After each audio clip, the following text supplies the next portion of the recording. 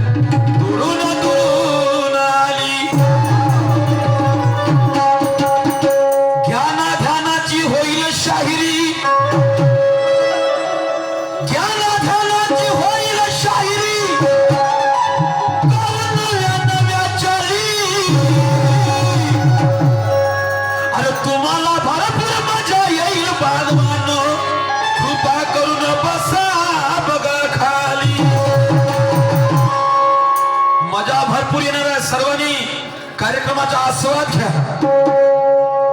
आता गणागणूचे राऊंड झाले आणि आता खऱ्या नियमीच्या कार्यक्रमाला सुरुवात. सन्मान्य शाहीर आमचे आदरणीय मोठे बंधू शाहीर पुरुषोत्तमजी खांडेकर. पहिला राऊंड माझ्या असल्या कारणामुळे माय बाप हो मी प्रश्न विचारला शाहीर साहेबाला की शाहीर साहेब या विश्वामध्ये कितीतरी नाग जीव जंतू पशु पक्षी आहेत. प्रत्येकाला गुण दिलेले आहेत. जिभेने पाणी पिते त्याला काय केलं पाहिजे, ज्यानं गिटकून पिते त्याला काय केलं पाहिजे. माणसाला माणसाचे गुण, पक्षाला पक्षाचे गुण, किड्या मुंग्याचे गुण, प्रत्येकाला गुण दिलं. प्रत्येकाला तसं या माणसाला सुद्धा गुण दिले. या माणसाला सुद्धा गुण दिले आणि त्या माणसाला गुण दिले. हा माणूस ज्यावेळेस गुण घेण्यासाठी आंजोर घेऊन गेला असा दोन्ही हाताची, तर त्याच्या या आंजोरीमध्ये भगवंताने गुण दिले. तर ते गुण दिले शाहीर साहेब. त्यावेळेस काय झालं की त्याच्या त्या आंजोरीमधून एक गुण खाली पडला. एक गुण खाली पडला आणि तो गुण त्या भगवंताने लाताखाली दाबला. लाताखाली दाबला तर शाहीर साहेबांना म्हटलं तो गुण कोणता आणि कोणते गुण त्याच्या हातात आले. अगं तोही गुण त्याला भेटून गेला असता तर हा मनुष्य, हा माणूस ह्या आबाळाला, ह्या आकाशाला लाता मारता.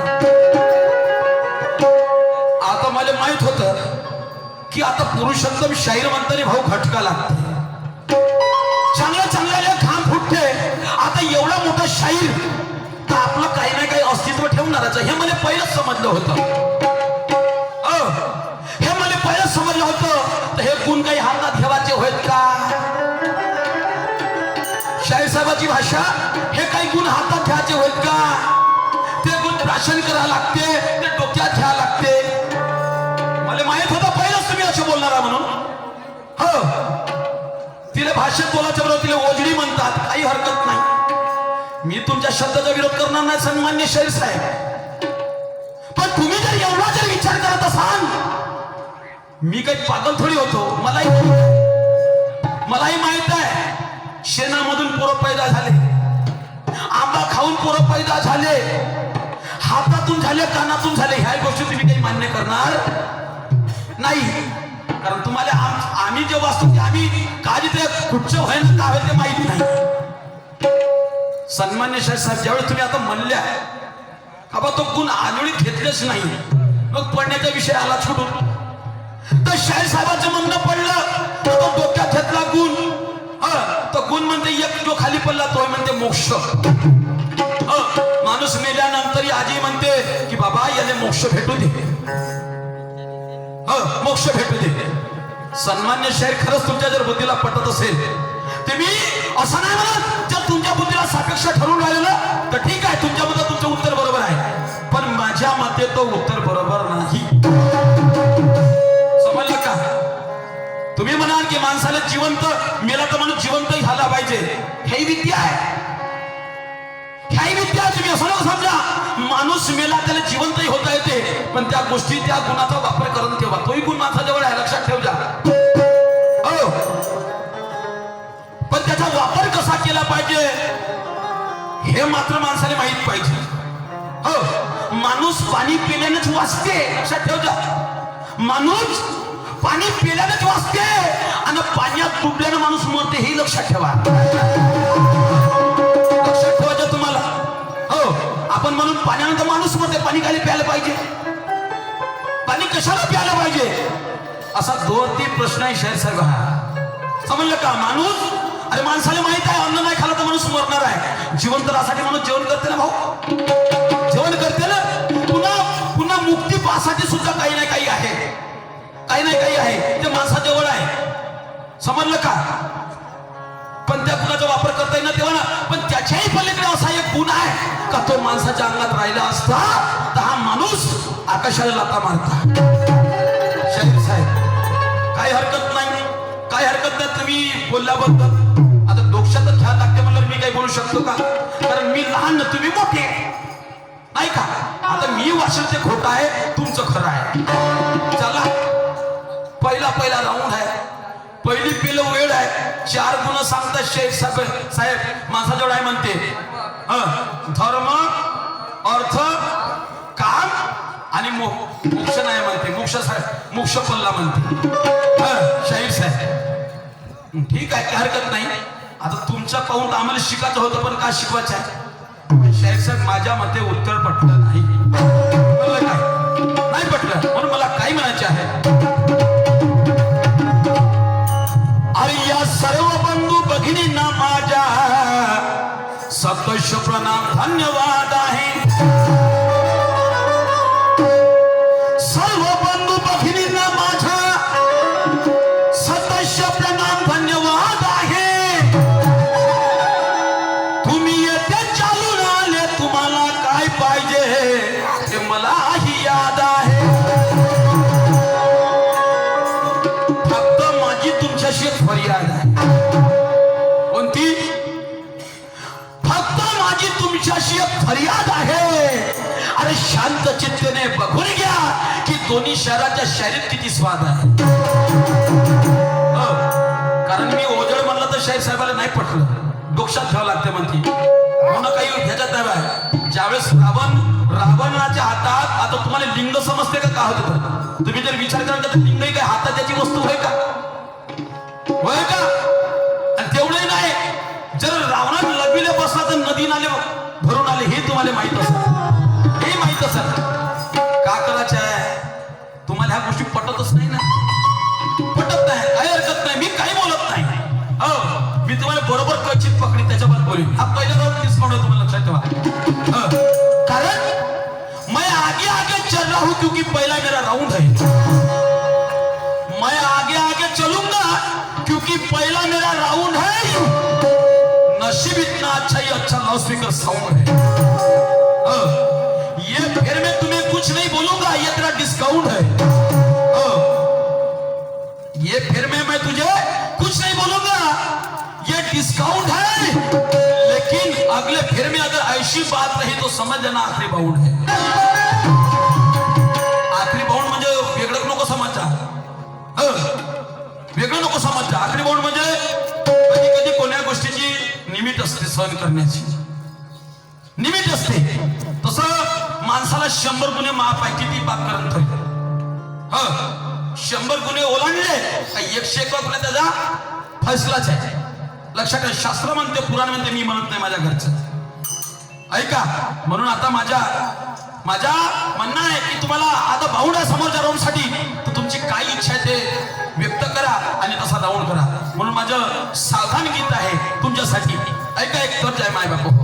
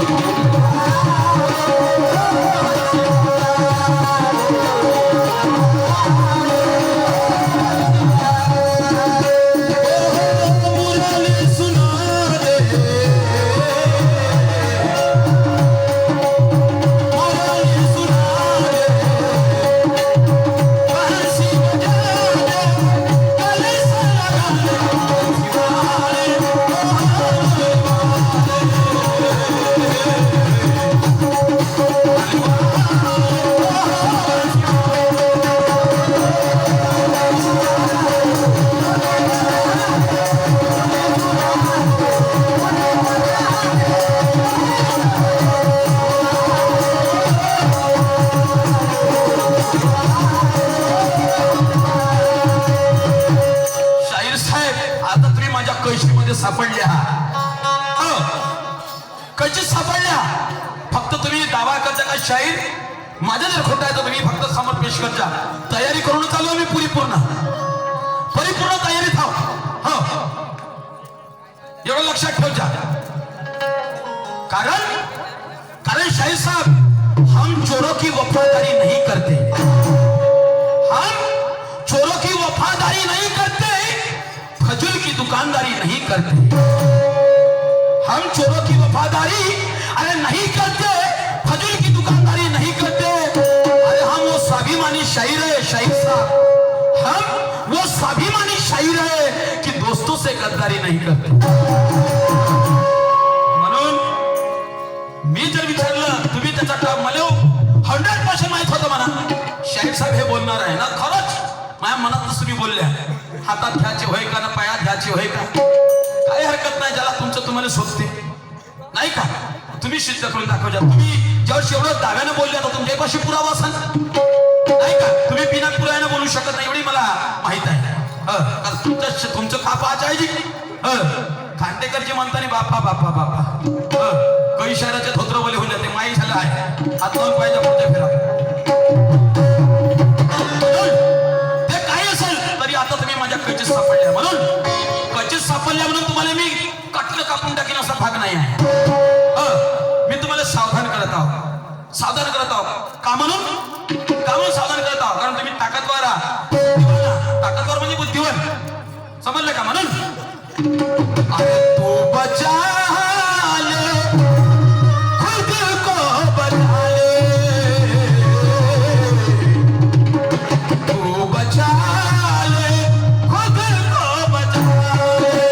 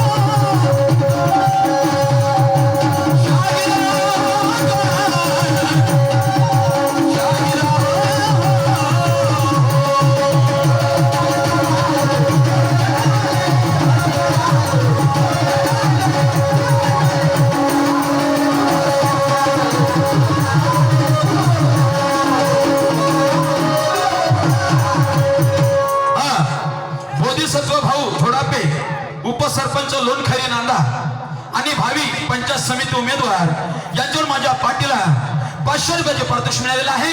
मी आणि माझी पार्टी आभारी आहे. धन्यवाद. सतशा प्रणाम, लाखो धन्यवाद. तर शाहीर साहब ताकत लगा ले, अरे जोर लगा ले, खुद को छुड़ा ले शाहिर तू बचा ले.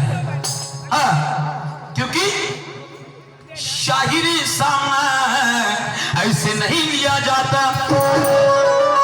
उडवा उडवी केल्यासारखं बोलून दिलं शाहीर साहेब. आणि मला शाश्वती होती तुमच्याकडून की मला आज खरं उत्तर भेटल, आज खरं उत्तर भेटेल मला माहित होतं. पण तुम्ही असे बोलणार हे मला माहित नव्हतं. मी तुम्हाला विचारलं असतं का डोक्यात का कोणते घेतले, डोक्यातून कोणते सोडले, विचारलं असतं ना मी. पण मी तुम्हाला आजवर सांगितलं, पागल असेल का? नाही पागल असेल का? वा वा वा वा, बरोबर आहे. मोठ्या शहराच्या हेच कारण आहे का तो आपला झंडा कुठं नाही कुठं लावतेच.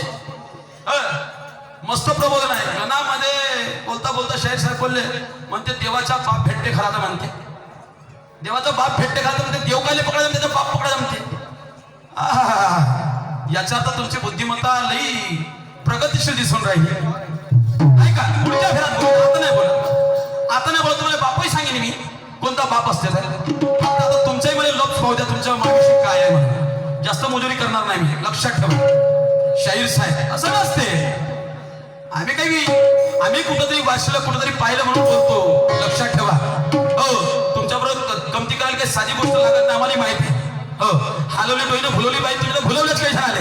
हो, पण आम्हाला तुमच्यावर तमाशा करायचा असता, आम्हाला परिपूर्ण अभ्यास करावा लागते, सबूत ठेवा लागते. आणि तेव्हाच तुम्ही फक्त पुढच्या फेरात म्हणा ते शाहीर साहेब तुम्ही अंधारात लोक, तुम्ही आपला उघडं करून दाखवा पुस्तक, मी करून द्यायला तयार आहोत. फक्त तुम्ही जे बोलले पहिले मला ते उघडं करून दाखवा, कोण्या पुस्तकात लिहिलं आहे. मोक्ष आहे तर मानेल मी. हो, तेव्हा मी माझे दाखवीन, अन्यथा दाखवणार नाही. कारण तुम्ही आजचे शाहीर नाही आहे, आजचे शाहीर नाही आहे. म्हणून आता म्हणायचं मला की तू ताकत लगा ले, जोर लगा ले, बचा ले खुद को बचा ले. वाचवायचं आहे. आता तुम्हाला कोण्या पद्धतीने वाचायचं माझ्या हातातून तर तुम्ही वाचा. शाहीर साहेबांनी मला सुद्धा सुंदर प्रश्न विचारला. शाहीर साहेब म्हणते जो गणेश भगवंत आपण म्हणते त्यांना कधी कोण्या दैत्यावर कृपा केली नाही. म्हणजे दैत्य म्हणलं तर त्याच्यासाठी रागच होता होती. पण एक प्रसंग आला म्हणते गणेश भगवंतावर की ते दोघंही दैत्य एकामेकाला भांडत होते, युद्ध चालू होता. तर तेवढ्या तो गणेश भगवंत गेला तर म्हणते तो युद्ध थांबला, म्हणते थांबा. तर त्या गणेश भगवंताने काय केलं म्हणते, एका दैत्याला पाठिंबा दिला, आसरा दिला, आणि दुसऱ्याने म्हणजे सजा दिली. तर शाहीर साहेब बरोबर आहे तुमची गोष्ट, तुमची मी खोटं मानणार नाही. तर कोणाचा एक अन्नासूर नावाचा दैत्य आणि दुसरा अन्नासूर आणि दुसरा दैत्याचा मदासूर नावाचा दैत्य. हा दोघांचं युद्ध कशामुळे चाललं होतं. हा मदासूर नावाचा दैत्य देवावर वाईट ऋषी ठेवत होता.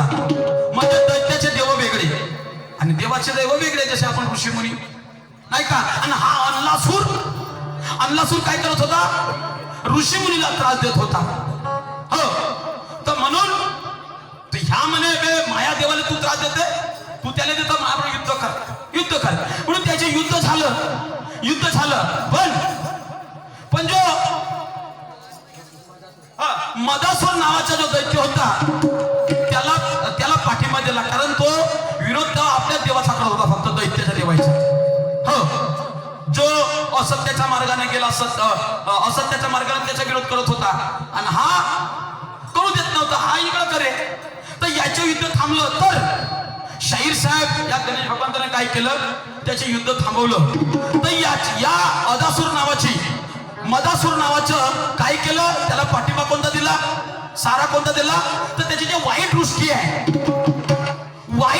आहे ते कमी केली या गणेश भगवंतानं. तो सहारा दिला मदासूर नावाच्या दैत्याला. आणि अन्नासूर नावाचा जो दैत्य आहे तो ऋषीमुनीला त्रास देत होता. तर त्याच्यावर काही युद्ध केलं नाही. युद्ध केलं नाही तर त्या अन्नासूर नावाला त्यानं आपल्या पोटामध्ये गिरलं. आपल्या पोटामध्ये गिरलं. शाहीर साहेब पोटामध्ये गिरल्यानंतर त्या गणेश भगवंताच्या पोटामध्ये वजन वाढायला लागलं. वजन वाढायला लागलं. अरे साला म्हणे मी हे काय केलं म्हणे याचा वध केल्याशिवाय पर्याय नाही. वजन वाढायला लागलं. त्याला केलं खतम. तर म्हणे आता हे वजन जडजडपणा कमी कसं होईल तर त्याने 21 दुर्वासा ऋषीनं 21 दुर्वा दिल्या खाला. तेव्हा त्याचं वजन कमी झालं शाहीचं पोटाचं गणेश भगवंताच्या. तर त्या अन्नासूर नावाच्या दैत्याचं वध केलं आणि मदासूर नावाच्या त्याला त्याची वाईट दृष्टी कमी केली. हे माझ्यापर्यंत तुमच्या प्रश्नाचे उत्तर आहे. हे माझ्यापर्यंत तुमच्या प्रश्नाचे उत्तर. आता याच्या पलीकडे काय आहे तर तुम्ही लोकांना सिद्ध करून द्या शाहीर साहेब. म्हणून हम उतने नालायक शायर नहीं कि तुम्हें कुछ भी बोल देंगे. शायर साहब हम उतने नालायक शायर नहीं कि तुम्हें कुछ भी बोल देंगे. अरे तुझे और तेरे शायरी को ज्ञान से तोलेंगे. जो सच है हम वही बोलेंगे. जो सच है हम वही बोलेंगे. अगर चाहते होगे तुम तो तुम्हारे सामने दफ्तर भी खोलेंगे. लक्षात ठेवा. म्हणून शाहीर साहेब तू बचा ले, खुद को बचा ले. कारण काय म्हणायचं मला ऐका काय म्हणतो आहे.